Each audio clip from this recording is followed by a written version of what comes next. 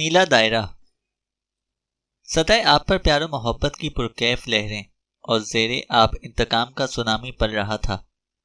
बर्बरियत की दिलखराश और दिलदोज दास्तान, जहां लहू से लहू को धोया जा रहा था। नाज परवर नाज आफरीन जख्म दर जख्म, रेजा रेजा वजूद के साथ सच और झूठ की तलाश में जान बलब थी। एक खुशहाल खुशो खुर्रम खानदान के बिखर जाने का नाकाबिले फरामोश वाक़या। मुसन्निफ अमजद रईस। सब अफराद घर में थे। एमिली और जस्टिन स्कूल नहीं गए थे। नटाली और शेरिन किचन में थे। गहरे नीले रंग की सेडान के साथ स्याह रंग की जीप आगे पीछे ड्राइववे में दाखिल हुई। पुलिस और FBI ने घर को घेरा हुआ था। छत पर भी एजेंट मौजूद थे। सेडान में से एक मर्द और औरत बरामद हुए। बादशाह रॉब ने कदम बाहर रखा। रॉब घर के अंदर पहुंचा तो औरत और मर्द बाहर चले गए। चंद मिनट बाद फैमिली के तमाम अफराद डाइनिंग रूम की टेबल के गिर्द बैठे। सब खामोश थे।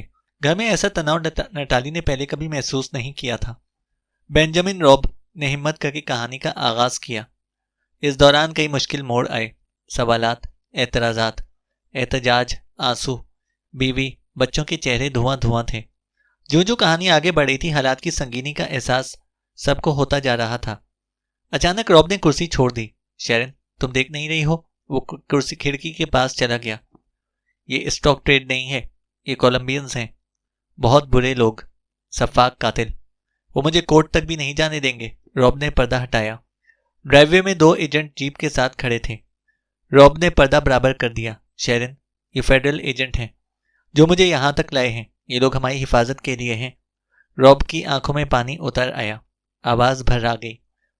क्योंकि ड्रग डीलर्स मेरी जान के दुश्मन हैं, उन्हें मेरी जिंदगी चाहिए, रॉब कह रहा था। कमरे में गहरी और खामोशी छा गई। शेरिन कुर्सी में पीछे की जानिब करके खला में घूरने लगी। नटाली अपने बाप को तक रही थी। अचानक ही वो एक मुख्तलिफ आदमी के रूप में ढल गया था। हम सबको जाना पड़ेगा, मुजेमों की मानिंद। शेरिन बाकायदा रो रही थी। मैं कहीं नहीं जाऊंगी। एमिली सीढ़ियों की तरफ भागी। मेरी समझ में कुछ नहीं आ रहा। वो हमारे घर की हिफाजत नहीं कर सकते? जस्टिन ने कहा। अब ये हमारा घर नहीं है। रॉब ने नजरें चुराई। ये एक और धमाका था। शेरिन का मुंह खुल गया। ट्रायल तक मैं जेल में रहूंगा। इस दौरान तुम लोग महफूज रहोगे। ट्रायल के बाद मैं तुम्हारे पास आ जाऊंगा, रॉब ने कहा। कहाँ आ जाओगे? शेरिन कांपने लगी। शेरिन, नहीं मालूम, मुझे नहीं पता, रॉब ने कहा। नटाली पहली मंजिल पर दोनों बहन भाई को बहला फिसला रही थी, उन्हें तसल्ली तशफ़ी दे रही थी। बदिक्कतें तमाम उसने दोनों को सुलाया और नीचे आ गई। वो सीधी अपनी ख्वाबगाह में गई और सेलफोन निकाला। ग्रेग से मुठभेड़ बेथ शालूम में हुई थी।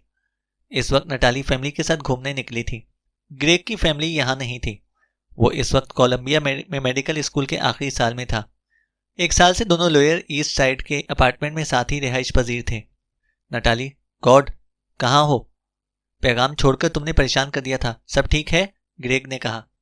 नहीं, नटाली ने सीधा जवाब दिया। इसने आंसू रोके हुए थे। ग्रेग, कुछ भी ठीक नहीं है। तुम्हारे डैडी, क्या हुआ? क्या मैं कुछ कर सकता हूं? ग्रेग बोला। नहीं, ये मेडिकल से मुतालिक नहीं है। मैं जल्द तुमको बता दूंगी, वादा। मैं कुछ और जानना चाहती हूं, नटाली ने कहा। क्या? उसकी आवाज में वाज़ेह परेशानी झलक रही थी। ग्रेग, तुम मुझसे प्यार करते हो? नटाली ने पूछा। दूसरी जानिब खामोशी थी। नटाली आगाह थी कि यह हैरानकुन सवाल था। मुझे इल्म है कि हम अक्सर ये बातें करते हैं, लेकिन इस वक्त इसकी अहमियत और है। मैं सुनना चाहती हूँ ग्रेग, नटाली बोली। बिलाशुबा मैं प्यार करता हूँ और ये तुम जानती हो, ग्रेग बोला। हाँ, मैं जानती हूँ। मेरा मतलब था। क्या मतलब था? ग्रेग, मैं तुम पर भरोसा करती हूँ, क्या नहीं करती? मेरा मतलब हर मामले में, ग्रेग, नटाली बोली। नटाली, क्या तुम ठीक हो? ग्रेग की आवाज आई। हाँ, ठीक हूं। मैं सुनना चाहती हूं। शायद ये अजीब सवाल है, नटाली ने कहा। हम दोनों को एक दूसरे पर भरोसा है। तुमने मुझे परेशान कर दिया है। क्या बात है? जो भी है मुझे बता दो, शायद मैं मदद कर सकूं, ग्रेग ने कहा। नहीं, तुम नहीं कर सकते। शुक्रिया ग्रेग, मैं सुनना चाहती थी। अब सब ठीक है, नटाली ने कहा। नटाली अपना जहन बना चुकी थी। ग्रेग, आई लव यू, वो बोली। सितंबर के अवाखिर की ठंडी हवा के एहसास से आ रही वो लॉन के किनारे मुंडेर पर बैठी थी। बोरबन का गिलास करीब रखा था। वो अपने बाप के बारे में सोच रही थी। उसे कोई शक नहीं था कि डैड के अंदर कोई चीज बदल गई है। नटाली ने डैड की आमद को भी महसूस ना किया, ना ही रुख बदला। रॉब बेटी के करीब बैठ गया। डैड आप कौन हैं? नटाली ने खुद से सवाल किया। नेट, अंदर चलो। नहीं डैडी, यकदम अचानक। मैं नहीं जानती। मैं कोशिश कर रही हूं कि जान जाऊं कि आप कौन हो। आपकी जात का कौन सा हिस्सा, सॉरी, कौन सा हिस्सा झूठ है? जिस चीज ने हमें फैमिली बनाया था, मजबूत बनाया था, आपने ही उसे। कैसे डैडी? आप कौन हो? नटाली बोली। नेट, तुम अपने डैडी को भूल गई? रॉब बोला। नहीं, उसने नफी में सर हिला दिया। मेरे डैडी ईमानदार थे, मजबूत थे, उन्होंने हमें भी यही सिखाया था। डैडी, आप जानते हो सच क्या है? हर बात आप जानते हो, झूठ भी आप जानते हो, नटाली ने कहा। रॉब ने आहिस्ता से सर हिला दिया। नेट, सबसे बड़ा सच यह कि मैं तुमसे बहुत मोहब्बत करता हूं, रॉब बोला। डैडी, मुझे नटाली कहो, आइंदा इसी नाम से पुकारना।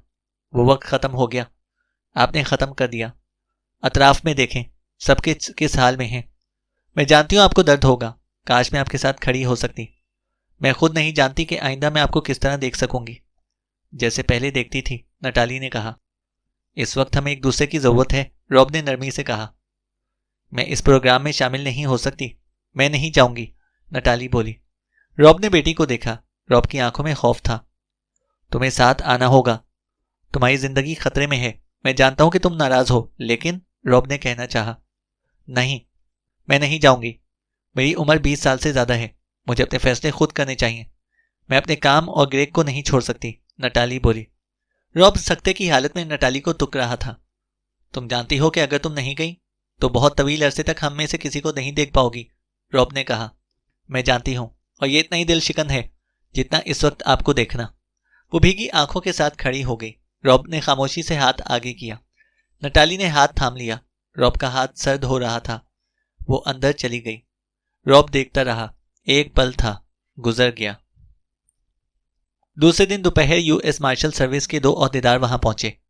एक दराज और भारी भरकम था। सर के बालों में स्याह और सफेद का इम्तजाज था। उसका नाम फुल क्यूटी था। दूसरी एक पुरकशिश औरत थी, उम्र 40 के लगभग थी। उसका नाम मार्गरेट सेम्योर था। उसे सब ने ही अच्छी नजर से देखा। उसकी ख्वाहिश पर सब इसको मैगी कह रहे थे।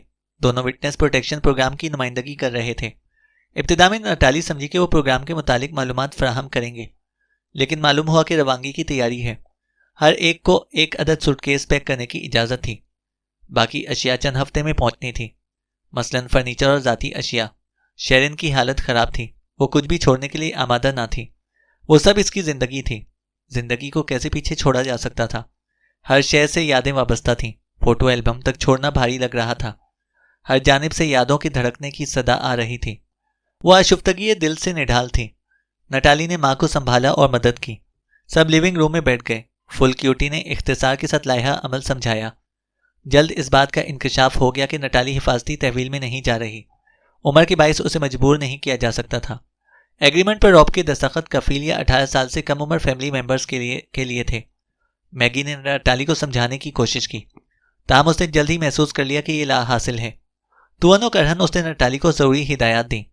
खुद को नुमाया ना करे, रिहाइशगाह बदलती रहे, फोन बिल और बिजली के बिल अपने नाम पर ना रखे, वगैरह वगैरह। और नटाली ने इस बात में सर हिला दिया। क्या हमारी बनाई हुई हर चीज पीछे रह जाएगी?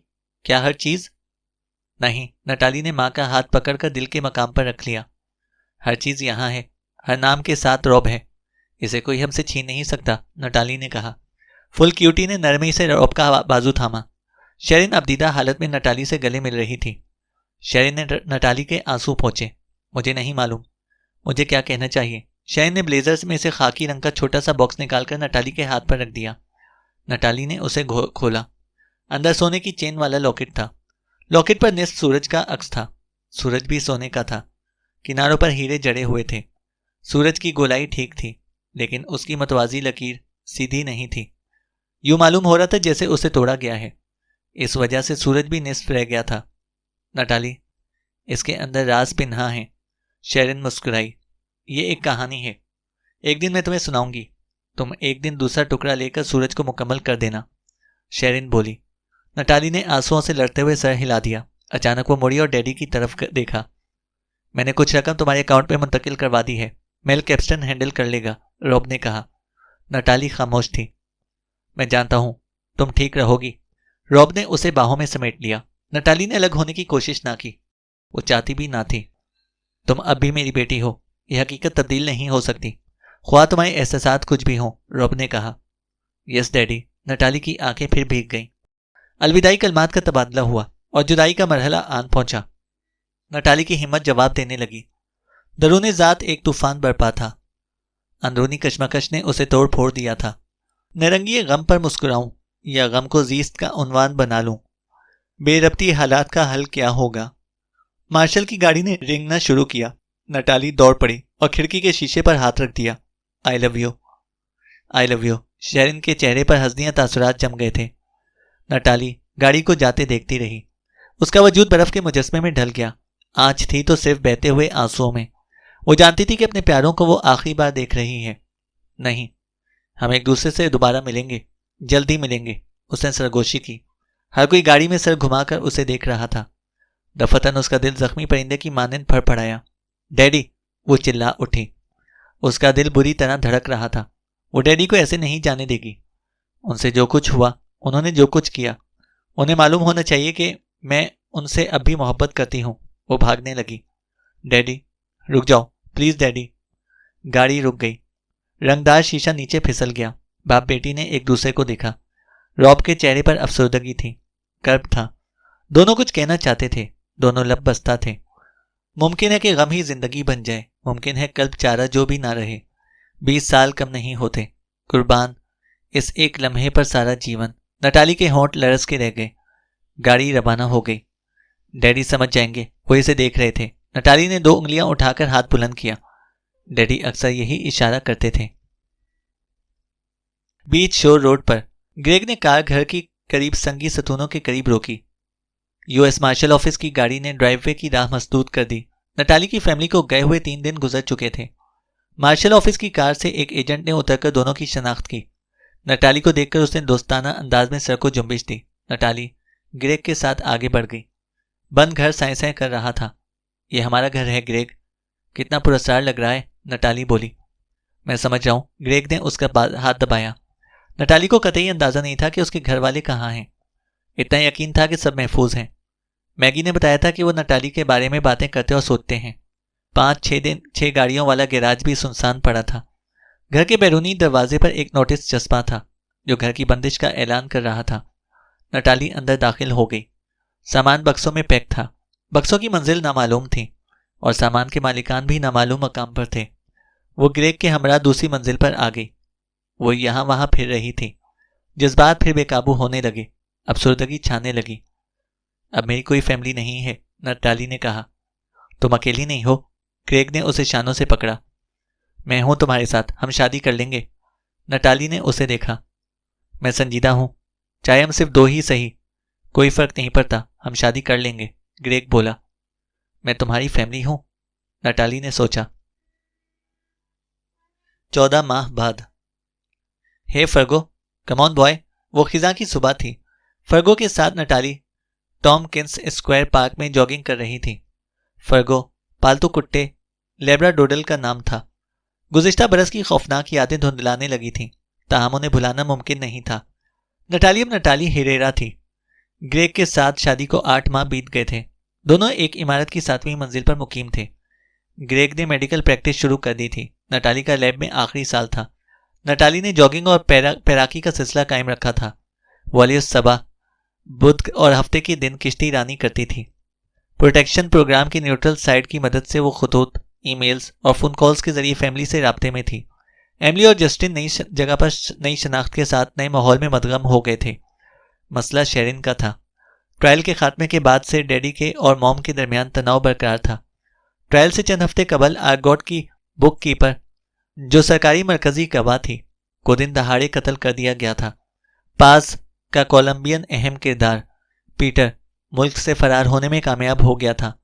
दूसरा मुलजिम लुइस अहम तरीन गवाह की अदम मौजूदगी की वजह से बच गया। तमाम तगोदो के बाद सिर्फ रॉब का दोस्त हेराल्ड ही काबू में आया था, जिसे 20 साल की सजा हुई। नटाली ने घड़ी देखी, 8 बज गए थे। 9:30 बजे उसे लैब में होना चाहिए था। चलो, उसने फर्गो को इशारा किया। अच्छा कुत्ता है, एक आवाज आई।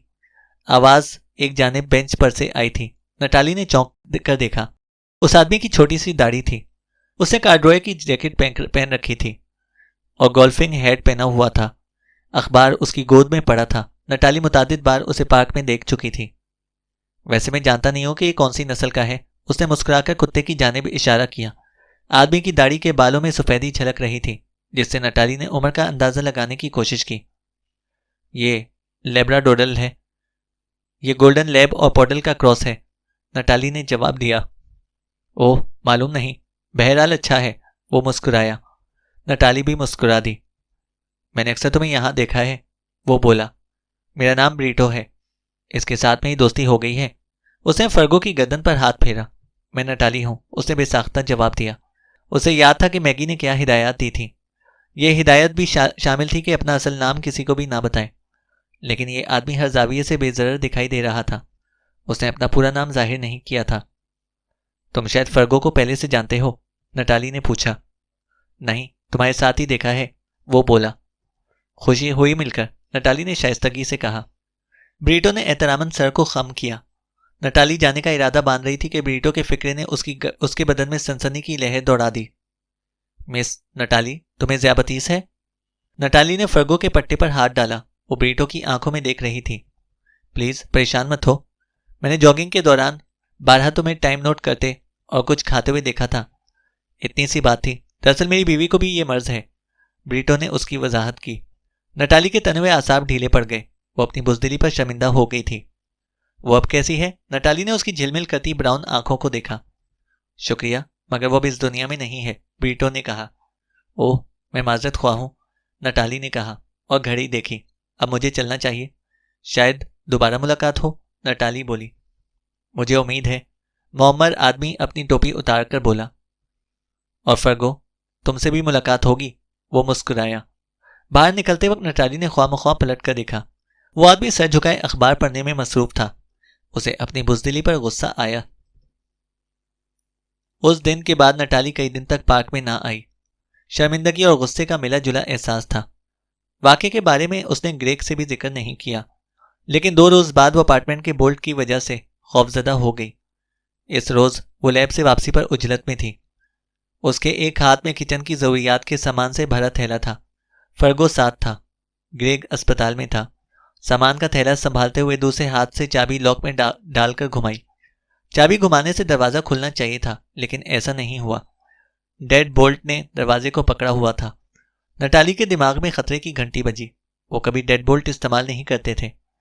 इमारत में गोदाम के दरवाजे पर लगाए गए थे। इनका अपना मैकेनिज्म था।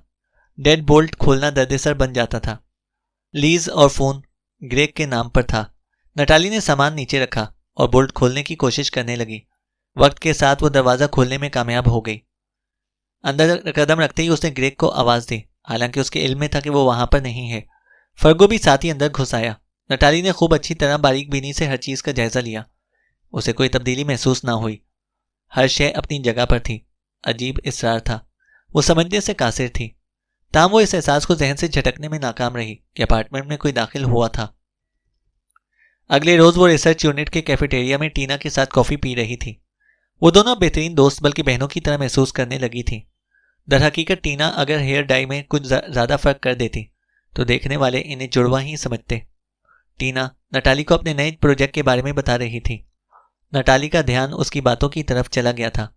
मां बिला इरादा नटाली की तवज्जो कैफेटेरिया में दूर एक मेज पर चली गई। वो निगाह हटाते हटाते रह गई। वहां जो आदमी बैठा था उसके बाल छोटे और सख्त तारों की मानिंद थे। कानों के करीब सफेदी माइल थे। मूछें स्याह थीं। नकुश हस्पानी बाशिंदों जैसे थे। नटाली को यूं लगा जैसे इसने हस्पानी को कहीं देखा है, ताहम वो याद ना कर सकी। अलबत्ता उसे यह एहसास हो गया था कि वो इसी की जानिब मुतवज्जा था। नटाली कोशिश कर रही थी कि टीना की बातें गौर से सुने, लेकिन उसका ध्यान गाहे गाहे उसी आदमी की जानिब जा रहा था। 2 मरतबा टीना की नजरें चार हुई। वो बेचैनी महसूस कर रही थी। एक बार नटाली ने नजर उठाई तो वो आदमी गायब था। हे, तुम कहाँ खोई हुई हो? टीना ने नटाली के चेहरे के सामने उंगलियां नचाई। आई एम सॉरी, नटाली ने अतराफ में देखा और दंग रह गई। वो आदमी फिर नजर आया था और सीधा उन्हीं की जानिब आ रहा था। नहीं, मैं गलत देख रही हूं, उसने सोचा, लेकिन उसका दिल सोच नहीं रहा था, धड़क रहा था। धड़कन पसलियों से टकरा रही थी। आदमी का रेन कोट सामने से खुला हुआ था। नहीं, यहाँ पर हजूम जगह पर यह मुमकिन नहीं है। नटाली ने महसूस किया कि उसके चेहरे की सुर्खी सफेदी में बदल गई है। वो सर पर पहुंच गया था। नटाली तकरीबन कुर्सी से उछल पड़ी। तुम पैकर के लिए काम करती हो? उसने सवाल किया। वॉट? नटाली ने कहा। तुम नटाली नहीं हो? मैं एक माह कबल तुम्हारे दफ्तर आया था। मैं थर्माजन के लिए काम करता हूं, तुम्हें याद होगा। मैंने तुम्हें चंद आलात फरोख्त किए थे। वो मुस्कुराया। या मैं नटाली हूं। वो मुस्कुराई। वो पुरसकून हो गई थी। वो चंद बातें करके रुखसत हो गया। उसके जाने के बाद टीना ने तशवीश का इजहार किया। क्या बात है, तुम कई रोज से अपसेट हो? अभी तुम इस आदमी को देखकर घबरा गई थी, टीना ने कहा। मैं यकीन से नहीं कह सकती। शायद मैं खौफजदा हो गई थी हूँ। शायद ये डैडी से मुतालिक है। फिर नटाली ने पार्क वाला वाकया टीना को सुनाया। कभी लगता है मैं पागल हो रही हूँ, नटाली बोली। ऐसा कुछ नहीं है। तुमने अपनी फैमिली खो दी है। कोई भी तुम्हारी कैफियत को समझ सकता है, टीना ने जवाब पेश किया। नहीं, कोई बात है। हमारे अपार्टमेंट में भी कोई घुसा था, मैं समझ नहीं सकी। जानवरों की हिस्स तेज होती है। फर्गो ने अजनबी बू महसूस कर ली थी। उसका रवैया बदला हुआ था। नटाली ने बोल्ट वाला वाकया भी गोशगुजार कर दिया। देखो, तुम यहां बहुत वक्त गुजारती हो। तुम ज्यादा वक्त ग्रेग के साथ गुजारो। कुछ अर्सा अपने रोजमर्रा मामूल को तब्दील करो। तुम बहुत बेहतर महसूस करोगी, टीना ने कहा। टीना ने उसको अच्छे मशवरे दिए थे। शायद तुम ठीक कह रही हो। आज मैं जल्दी चली जाऊंगी, नटाली बोली। नटाली ने पहले रोज ही टीना के मशवरे पर अमल किया। ग्रेग के साथ जैक ब्लैक की मूवी भी देखी और दोनों ने खुलकर हंसी मजाक किया। जब वो सोई तो बहुत पुरसकून और आसूदा थी। गहरी नींद में फोन की घंटी बहुत बुरी लगी थी। ग्रेग समझा कि फोन अस्पताल से है। नटाली ने चमकते नंबर देखे। वो अस्पताल के नहीं थे। हेलो, उसने खुमार आलूद आवाज में कहा और वक्त देखा। नटाली, मैं टॉम हॉर्न हूं, टीना का वालिद, आवाज आई। हाय, नटाली ने हैरत से कहा। उसका खुमार कम हो गया था। इस वक्त टीना के फादर का फोन। आवाज में परेशानी झलक रही थी। नटाली, कुछ बहुत बुरा हो गया है, आवाज आई। नटाली उठकर बैठ गई और हरासा नजरों से ग्रेग को देखा। व्हाट? टीना को किसी ने गोली मार दी है। वो ऑपरेशन रूम में है। डॉक्टर्स को ज्यादा उम्मीद नहीं है, नटाली, उसकी आवाज आई थी। वो हतल इम्कान तेजी से 30 मिनट में जैकब मेडिकल सेंटर ब्रॉन्क्स पहुंचे थे। तमाम रास्ते ग्रेग ने नटाली का हाथ दबाए रखा था। कैब इमरजेंसी पर रुकी। दोनों भागते हुए चौथी मंजिल पर ट्रॉमा सेंटर के इमरजेंसी रूम में पहुंचे। टॉम और एलन हॉर्न बाहर बेंच पर बैठे थे। दोनों को देखकर वो खड़े हो गए। उनके चेहरे उतरे हुए थे। वो कैसी है? नटाली की आवाज लुढ़खुड़ा गई। सर्जरी हो रही है। गोली सर के पीछे लगी है। वो लैब से निकल रही थी। सड़क पर थी। खून बहुत ज्यादा बह गया है, लेकिन वो मजाहिमत कर रही है, टॉम ने कहा। कैसे? किसने किया? नटाली ने कहा। बजाय लैब से निकलने के बाद उसे गोली मारी गई है, मोर्स एवेन्यू पर। पुलिस यहां आके गई है, टॉम ने बताया। चंद अफराद ने एक आदमी को भागते हुए देखा था। पुलिस का ख्याल है कि गैंग का मामला है, टॉम बोला। नटाली सन्नाटे में रह गई। टीना का गैंग से क्या ताल्लुक? लैब से निकलकर उसने हमें कॉल की थी। बस वही चंद मिनट उसे मिले थे। वो गलत वक्त पर गलत जगह खड़ी थी, टॉम कह रहा था। नटाली के अंग अंग में सुइयां चुभ रही थीं। पेट में शदीद ईंठन हो रही थी। लैब के बाहर, स्ट्रीट पर, मोर्स एवेन्यू। आह, वो ठीक ठीक समझ रही थी। वो गोली नटाली के लिए थी। नटाली का सर चकराने लगा। वो कब से अंदर है? ग्रेग ने सवाल किया। 2 घंटे हो गए। गन का कैलिबर छोटा था। हमला उकुब से हुआ। यही वजह है कि वो अब तक जिंदा है, टॉम ने कहा। टीना स्ट्रांग है, वो इस बहरान से निकल जाएगी, नटाली ने कहा। मैं भी आता हूं, ग्रेग बोला। नटाली पोस्ट दीवार से लगाकर फर्श पर बैठ गई। टीना की जगह उसे स्ट्रीट पर होना चाहिए था। टीना ने उसे जल्दी घर भेज दिया था और बाद में वो खुद उसी तरफ से बाहर निकली। ओ गॉड, सर्जरी जारी है, इंतजार करना पड़ेगा, ग्रेग ने इत्तला दी। बिलाके 2 बजे रात सर्जन बाहर आया। वो जिंदा है, ये अच्छी खबर है, सर्जन ने बताया। गोली दिमाग में नाजुक जगह पर है, सूजन बहुत है। ज्यादा वर्म की वजह से हम गोली के साथ छेड़छाड़ नहीं कर सकते। काफी नाजुक मामला है। वो फाइट कर रही है। हम भी पूरी कोशिश कर रहे हैं। उसके वाइटल ऑर्गन ठीक हैं। इस वक्त हमने उसे मसनूई तनफ्फुस पर रखा हुआ है, सर्जन बोल रहा था। कितना इंतजार करना होगा? ग्रेग ने इस्तफसार किया। 24 घंटे या 48 घंटे, सर्जन बोला। नटाली ग्रेग से लिपट गई। टॉम की बीवी सिसकियां ले रही थी। नटाली के दिल में नया खौफ बैठ गया। वो देर से निकलती थी। वही लैब बंद करती थी। वो कैसे बताती कि वो गोली टीना के लिए नहीं थी। टीना के वालिदैन ने ठीक कहा था कि टीना गलत वक्त पर गलत जगह खड़ी थी। डैडी पहले इस तरह के नहीं थे। एमिली के नज़दीक डैडी कुछ अजीब से हो गए थे। उनका रवैया, रद्द अमल, हरकत सकनात। पहले वो हंसमुख थे, भरपूर अंदाज में जीने वाले। वो एमिली के स्पोर्ट्स और होमवर्क में भी दिलचस्पी लेते थे। अब वो खोए खोए से रहने लगे थे। उनकी शख्सियत तकसीम होकर रह गई थी। अब इन्हें कोई बात बताई जाती तो उनका रद्दमल पहले जैसा नहीं होता था।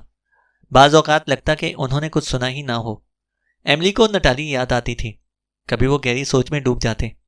एक चीज़ बाकी थी, वो एमिली के स्क्वॉश मैचेस में दिलचस्पी लेते थे। इस वक्त भी वो इसके साथ थे। वो क्लब का मुकाबला था जहाँ चंद माहिर खिलाड़ी भी थे, लेकिन मौसम बहार में रैंकिंग बढ़ाने के लिए उसे फाइट करनी थी। वो स्कूल पार्किंग से निकलकर मेन रोड पर, फिर हाईवे पर आ गए थे। एमिली अपने हरीफ ब्रॉड के बारे में बता रही थी। आखिर में उसने सवाल किया, डैडी आप मैच देखेंगे ना? क्यों नहीं टाइगर, रॉब ने जवाब दिया। उन्होंने मुख्तलिफ किस्म का लिबास पहना हुआ था, जैसे कहीं जाने का इरादा हो। हालांकि अब उन्होंने इधर उधर आना जाना छोड़ दिया था। मुझे कुछ काम है, जल्दी आ जाऊंगा, रॉब बोला। डैडी जल्दी आइएगा, देखिएगा मैं इस ब्रॉड का क्या हश्र करती हूं, एमिली ने कहा। मैं जरूर देखूंगा, इसे छोड़ना मत टाइगर। रॉब गाड़ी हाईवे से हटकर बिजनेस पार्क में लेकर गया, जहां नॉर्थ बे स्क्वॉश क्लब था। एमिली ने अपना बैग उठाया। अगले महीने सैन फ्रांसिस्को में रीजनल मुकाबले होंगे, एमिली बोली। और हम दोनों वहां जाएंगे, रॉब ने कहा। एमिली मुस्कुराकर बैग संभालती हुई उतर गई। कोई मशवरा? उसके बैकहैंड को दबा के रखना, रॉब ने कहा। और याद रखना कि तुम अब एमिली रॉब हो, एमिली रॉब। गेम ऊपर नीचे होता रहा। एमिली बमुश्किल ब्रॉड को हराने में कामयाब हुई थी। मैच मुश्किल था और एमिली की तवज्जो गेम पर मरकूज रही थी। इख्तिताम पर उसकी नज़र बालकनी पर गई। उसे डैडी कहीं नजर ना आए। व्हाट? उन्होंने मैच नहीं देखा? उसे थोड़ा सा गुस्सा आया। 5 बज रहे थे। एमिली ने बाहर निकलकर वॉल्वो को ढूंढा। गाड़ी कहीं भी नहीं थी। वो वापस अंदर जाकर इंतजार करने लगी। आधा घंटे बाद उसका पैमाना लबरेज हो गया। एमिली ने सेलफोन निकालकर घर का नंबर मिलाया। हम घर पर नहीं हैं, आंसरिंग मशीन ने जवाब दिया। इस मरतबा इस्तराब ने अंगड़ाई ली। किसी को घर पर होना चाहिए था। कहाँ चले गए सब? 6 बज रहे थे। उसने पैगाम रिकॉर्ड कराया। मॉम, मैं अब तक क्लब में हूँ, डैडी पता नहीं कहाँ हैं।